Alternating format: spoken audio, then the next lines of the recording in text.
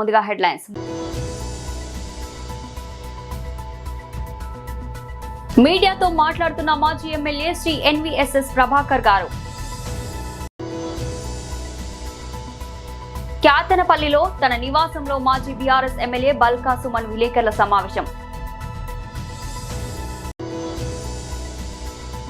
YSRCP employees మరియు pensioners wing state president Nalamuru Chandrasekhar Reddy press meet.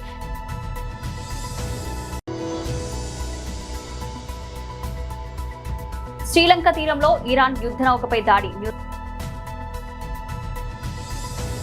మీడియాతో మాట్లాడుతున్న మాజీ ఎమ్మెల్యే శ్రీ ఎన్వీఎస్ఎస్ ప్రభాకర్ గారు. అందరికీ ప్రణామాలు. ఒక ప్రధానమైనటువంటి అంశాన్ని ప్రస్తావించాలని చెప్పని అనుకుంటున్నాను. రాష్ట్రంలో కాంగ్రెస్ ప్రభుత్వం ఏర్పడి 2 సంవత్సరాలు పూర్తయింది. అలాగే రేవంత్ రెడ్డి ముఖ్యమంత్రిగా 2 సంవత్సరాలు పూర్తి చేసుకుంటూ వస్తున్నాడు. ఈ మధ్య 2 సంవత్సరాల కాలంలో బహుశా భారతదేశంలో ఏ రాష్ట్రంలో ఏ ముఖ్యమంత్రి కూడా ఈ రకమైనటువంటి వ్యవహారాలకి పాల్పడలేదేమో అని అనిపిస్తూ ఉంది. 60 సార్లు ఈ రాష్ట్రంలో ఉన్నటువంటి ఐఏఎస్ ఐపీఎస్ లేక బదిలీ కార్యక్రమం జరిగింది. 60 సార్లు ఈ 2 సంవత్సరాల్లో.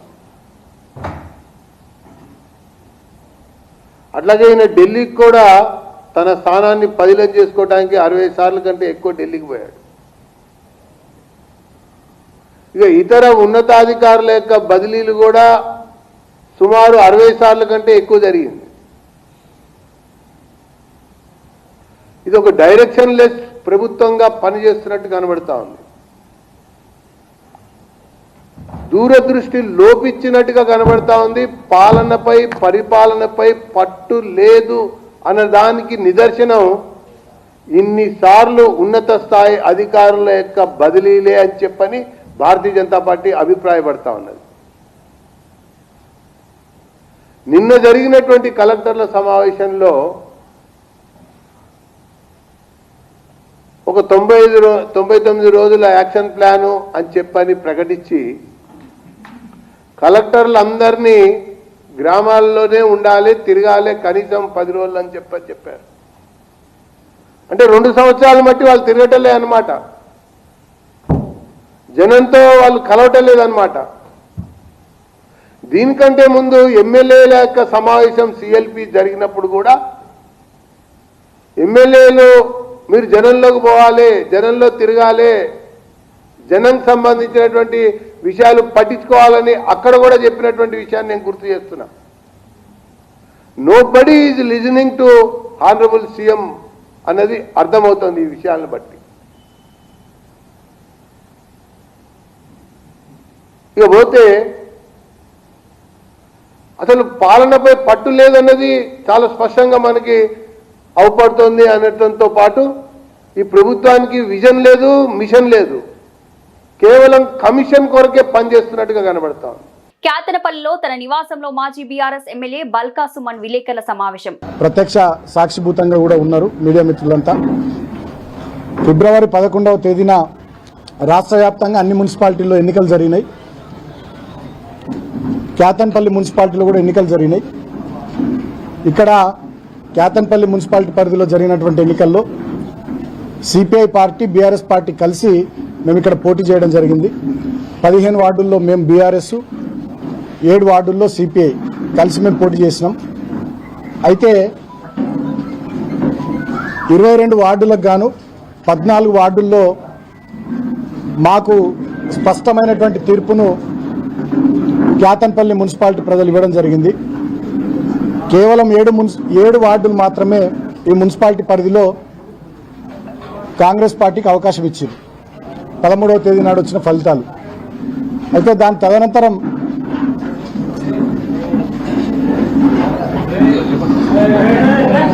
14వ తేదీన మా కౌన్సిలర్లు అందరూ కూడా భద్రాచలం సీతారాముల వారిని దర్శనం చేసుకుందామని వెళ్తే అక్కడికి కాంగ్రెస్ పార్టీకి చెందినటువంటి వాళ్ళు 8 కార్లలో, పోలీసులు 2 కార్లలో పోయి అక్కడ మా వాళ్ళని కిడ్నాప్ చేసే ప్రయత్నం చేస్తే ఆ విషయం తెలిసి హైదరాబాద్ నుంచి హుటాహుటిన మేము కొంతమంది బయలుదేరి వెళ్ళి ఇమీడియట్గా మా వాళ్ళని అందరిని కూడా తీసుకొని ఇక్కడికే కేతన్పల్లి నివాసానికి తీసుకొని వచ్చి ఇక్కడనే వాళ్ళని ఉంచడం జరిగింది. 16వ తేదీ నాడు చైర్మన్ వైస్ చైర్మన్ ఎన్నిక ఉంటే ఆ రోజు ఇక్కడ ఇంటి నుండే మీ అందరి సమక్షంలోనే మేము బయలుదేరినాం. కానీ పోలీసులు 2 చోట్ల మమ్మల్ని ఆపి ఇన్ టైంకి కౌన్సిల్ హాల్కి చేరకుండా చేశారు. కానీ కాంగ్రెస్ పార్టీ వాళ్ళని మాత్రం వందలాది మందిని మున్సిపల్ కౌన్సిల్ దగ్గరికి వాళ్ళని అక్కడికి పంపించారు. తర్వాత ఎన్నికను 17వ తేదీకి వాయిదా వేయడం జరిగింది. 17వ తేదీ నాడు ఆ రోజు కూడా మేము పోలీసు వాళ్ళతోని అధికారులతో మాట్లాడి ఎన్ని వెహికల్స్లో ఎంతమందిని పంపించమంటారంటే 3 వెహికల్స్ కౌన్సిలర్లను పంపించండి, 1 వెహికల్ మీరు రండి అన్నారు. కోవలక్ష్మి గారు ఆసిఫాబాద్ ఎమ్మెల్యే గారు ఈ ఎన్నికల పరిశీలకులుగా వారు వస్తే నేను ముందు కారులో వారి కారులో ఉండి మిగతా 3 కార్లలో కౌన్సిలర్లను ఉంచుకొని మేము తీసుకొని పోతా ఉంటే మా 21వ వార్డు బబ్బెర స్వర్ణలత గారిని ఏదో కిడ్నాప్ చేసిరని కంప్లైంట్ వచ్చిందని చెప్పి మళ్ళీ మమ్మల్ని అందరిని అక్కడ ఆపారు. బబ్బెర స్వర్ణలత గారు డైరెక్ట్గా పోలీసు వాళ్ళని అడిగి ఎవరు కంప్లైంట్ ఇచ్చిర్రు, ఎవరు రాసిర్రు పిటిషన్ అని అడిగిండ్రు. అడిగితే మీ అత్తమ్మ గారు అంటే అసలు మా అత్తమ్మకు చదివే రాదు, ఆమె ఎట్లా రాసింది పిటిషను, ఇదంతా బోగసు, ఇది తప్పు, మీరు ఇట్లా చేయొద్దు, నేను నా ఇష్టం కొద్దీ బీఆర్ఎస్ పార్టీలో ఉన్న కేసీఆర్ గారి నాయకత్వంలో ఉన్న గెలిచినని చెప్పి స్పష్టంగా తను చెప్పడం జరిగింది. వైఎస్ఆర్సీపీ ఎంప్లాయీస్ మరియు pensioners wing state president Nalamaru Chandrasekhar Reddy press meet. శాంతియుతంగా ధర్నా చేస్తూ ఉంటే విజయవాడలో అంగన్వాడీలపై పోలీసుల దాడి చూస్తూ ఉంటే ఈ 2-3 రోజుల నుంచి కూడా అతి దారుణంగా పోలీసులు ఈ అంగన్వాడీ కార్యకర్తల మీద జులుం చూపిస్తూ ఉన్నారు. అసలుకి విషయం ఏంటంటే ఇదే చంద్రబాబు నాయుడు గారు మరి ఎన్నికల హామీలో భాగంగా ఇచ్చినటువంటి హామీ నిలబెట్టుకోలేదని చెప్పేసి అడిగితే తప్ప అని చెప్పేసి కూడా నేను ఈ సందర్భంగా క్వశ్చన్ చేస్తూ ఉన్నా. పర్టికులర్లీ మరి అంగన్వాడీ వర్కర్లు, హెల్పర్లు ప్రభుత్వము ఎన్నికల సమయంలో ఇచ్చినటువంటి హామీ దాదాపుగా 2 సంవత్సరములు కావస్తూ ఉంది. మరి మీరు చెప్పిన ఏ ఒక్క వాగ్దానం కూడా నెరవేర్చలేదు. మేమంతా కూడా విజయవాడలోని ధర్నా చౌక్లో చలో విజయవాడ కార్యక్రమాన్ని నిర్వహిస్తామని చెప్పినప్పుడు కొంతమంది మినిస్టర్లతో వాళ్ళ యొక్క డిమాండ్స్ ఏవైతే ఉన్నాయో అవన్నీ కూడా మేము సుముఖంగా ఉన్నాం, చేస్తామన్నట్టుగా 2-3 రోజుల ముందు ఒక నాటకీయ పక్కిలో వాళ్ళని తప్పుదోవ పట్టించే విధంగా మాట్లాడడం జరిగింది. అయితే మరి అది ఫెయిల్ కావడం మూలన వాళ్ళు ఏం చేసింది లేదు. సోమవారం నాడు చలో విజయవాడ కార్యక్రమం నిర్వహిస్తూ ఆ ధర్నా చౌక్లో ధర్నా శాంతియుతంగా జరుపుకుంటుంటే మరి ఒక మంత్రి గారు అచ్చెన్నాయుడు గారు నెక్స్ట్ డే మంగళవారం రోజు చర్చలకు పిలుస్తాం, వాళ్ళ యొక్క డిమాండ్స్ అన్నీ కూడా సాల్వ్ చేస్తామన్నట్టుగా చెప్పడం. శ్రీలంక సముద్ర జలాల్లో బుధవారం ఉదయం కీలక పరిణామం చోటు చేసుకుంది. ఇరాన్కు చెందిన ఐరిస్ డెన్ అనే యుద్ధ నౌక తీరానికి సమీపంలో మునిగిపోయింది. ఈ ప్రమాద సమయంలో శ్రీలంక నావికాదళం వేగంగా స్పందించి సుమారు 30 మంది సిబ్బందిని ప్రాణాలతో రక్షించింది. ఈ విషయాన్ని శ్రీలంక విదేశాంగ మంత్రి విజితా హెరాత్ పార్లమెంట్ లో అధికారికంగా ప్రకటించారు. బుధవారం తెల్లవారుజామున సుమారు 6 గంటల సమయంలో ఈ నౌక నుంచి ప్రమాద సంకేతాలు అందాయని శ్రీలంక రక్షణ శాఖ తెలిపింది. వెంటనే అప్రమత్తమైన నావికాదళం 2 నౌకలు, ఒక విమానాన్ని ఘటనా స్థలానికి స్థలానికి పంపి సహాయక చర్యలు చేపట్టింది. రక్షించిన వారిలో గాయపడిన వారిని గేలలోని నేషనల్ ఆసుపత్రికి తరలించారు. కాగా రక్షించిన వారిలో ఒకరు మరణించగా మరొకరి పరిస్థితి విషమంగా ఉన్నట్లు సమాచారం. ఈ నౌకలో మొత్తం 180 మంది సిబ్బంది ఉన్నట్లు తెలుస్తుంది. అయితే ప్రాణ నష్టం విషయంలో భిన్న కథనాలు వినిపిస్తున్నాయి. సముద్ర గర్భం నుంచి జరిగిన దాడి వల్లే నౌక మునిగిపోయిందని, దాదాపు 101 మంది ఆచూకీ గల్లంతైందని రాయిటర్స్ వార్తా సంస్థ పేర్కొంది. కానీ శ్రీలంక నావికాదళ ప్రతినిధి మాత్రం భారీ సంఖ్యలో సిబ్బంది గల్లంతయ్యారని వార్తలను ఖండించారు. ప్రస్తుతం 32 మందిని రక్షించామని, మిగిలిన వివరాలు ఇప్పుడే చెప్పలేమని స్పష్టం చేశారు. ఈ దాడికి ఎవరు కారణమనే విషయంపై ఇంకా స్పష్టత రాలేదు. యుద్ధం జరుగుతున్న వేళ ఈ ఘటన చోటు చేసుకోవడం ప్రాధాన్యత సంతరించుకుంది. రామగుండం మున్సిపల్ కార్పొరేషన్ ఆధ్వర్యంలో గోదావరి కడి ప్రధాన చౌరస్తాలో హోలీ వేడుకలు ఘనంగా నిర్వహించారు. ఈ సందర్భంగా రామగుండం నగర మేయర్ మహంకాళి స్వామి, డిప్యూటీ మేయర్ పాతపల్లి ఎల్లయ్య మాట్లాడారు. ఈ సంబరాలలో కాంగ్రెస్ పార్టీ కార్పొరేషన్ అధ్యక్షులు బొంతల రాజేష్, పలువురు కార్పొరేటర్లు, నగరపాలక సంస్థ సిబ్బంది పాల్గొన్నారు.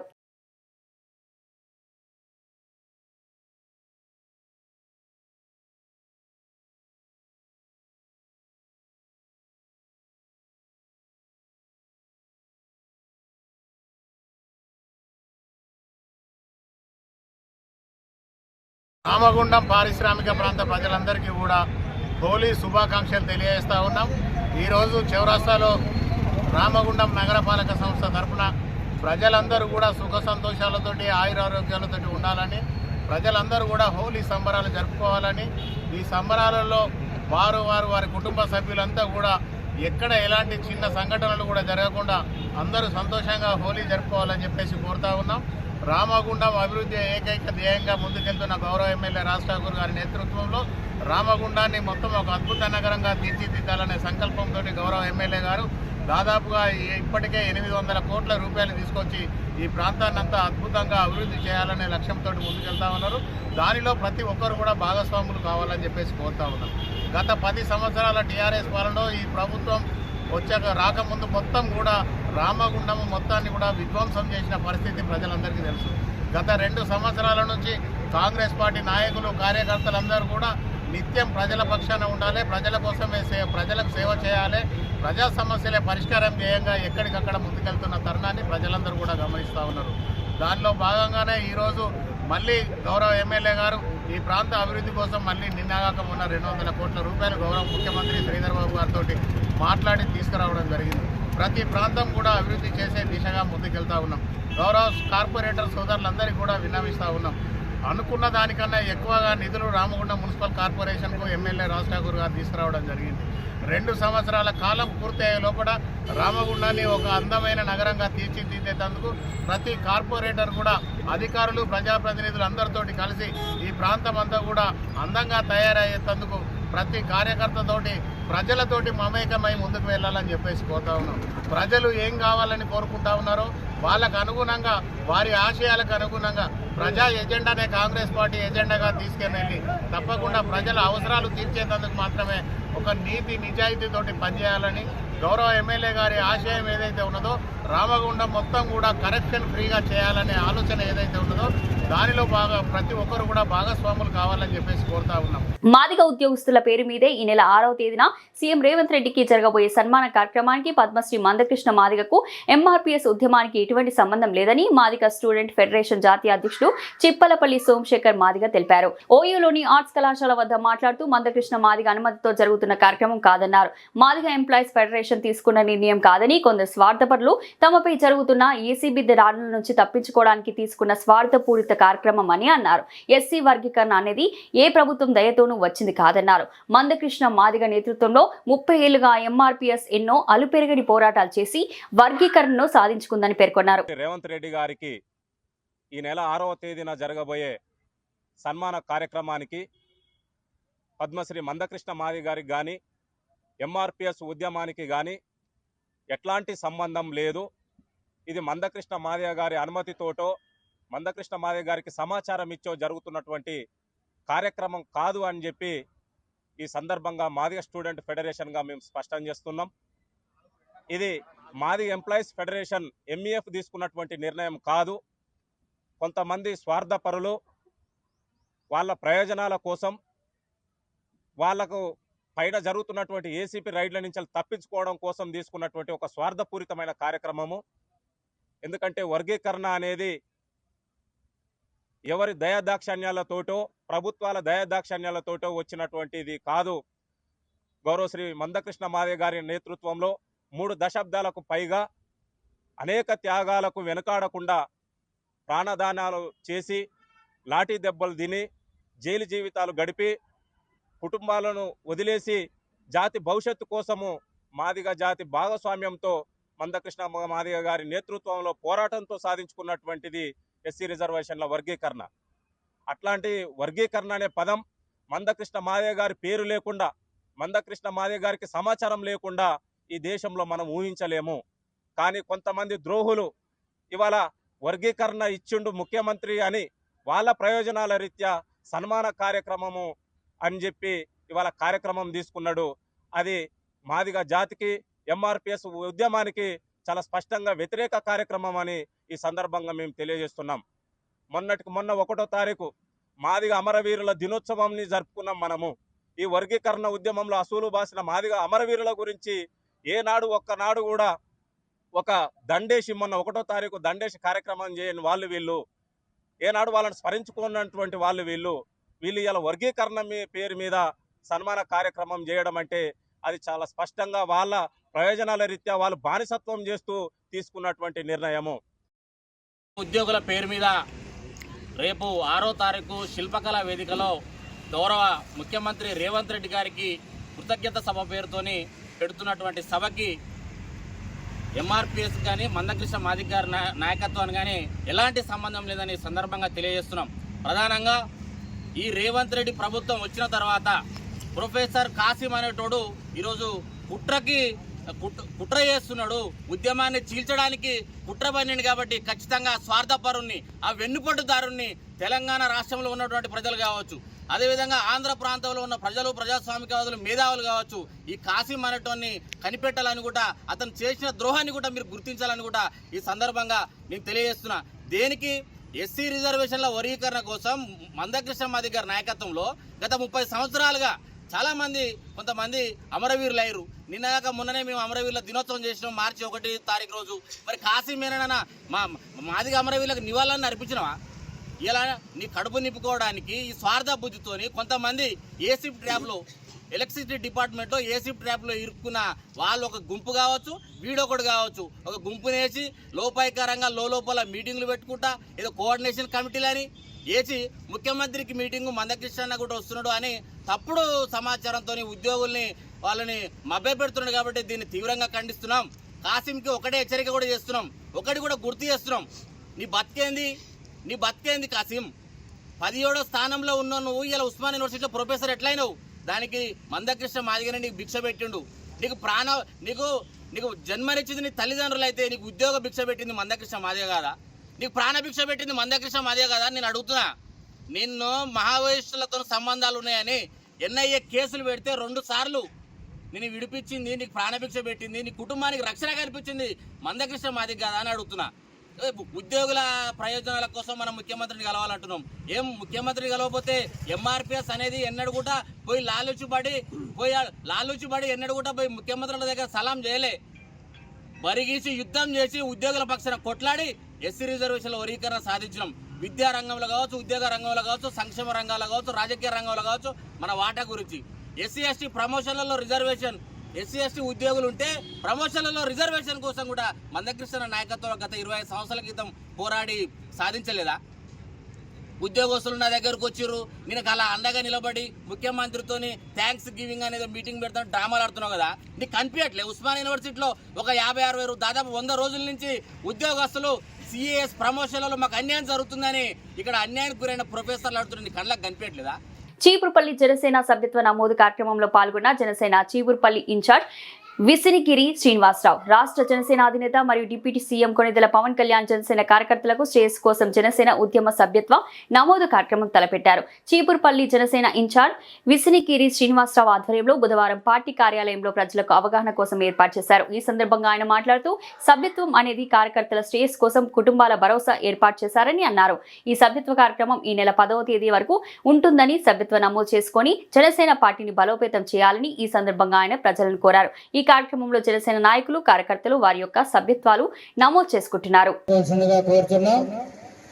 జనసేన పార్టీ ఉద్యమ సభ్యత్వం వల్ల కలిగే ప్రయోజనాలు 5 లక్షల రూపాయల వరకు ఉద్యమి 2,50,000 వరకు పాక్షిక అంగవైకల్యం జరిగినచో 2,50,000 రూపాయల వరకు ఇన్సూరెన్స్ కవరేజ్ చేయడం జరుగుతుంది. ఈ యొక్క అవకాశాన్ని జనసేన పార్టీ శ్రేణులు మద్దతుదారులు ప్రతి ఒక్కరూ కూడా వినియోగించుకోవాల్సిందిగా కోరుచున్నాం.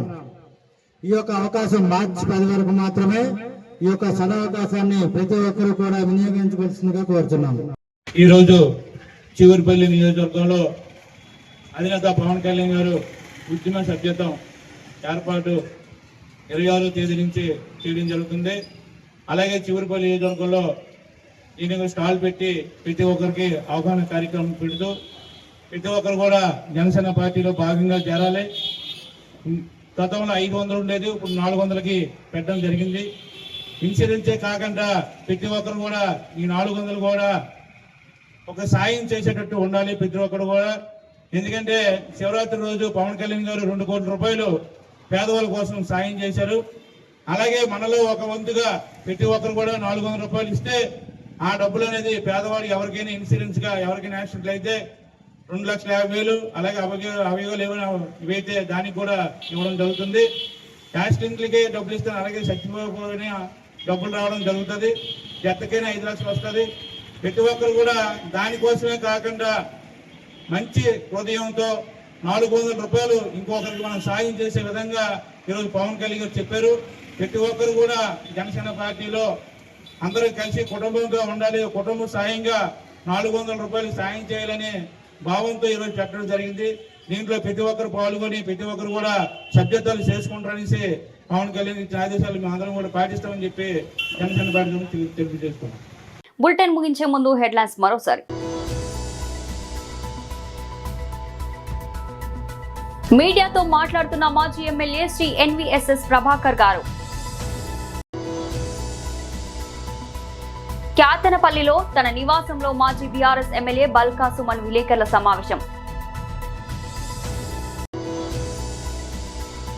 వైఎస్ఆర్సీపీ ఎంప్లాయీస్ మరియు pensioners wing state president Nalamuru Chandrasekhar Reddy press meet.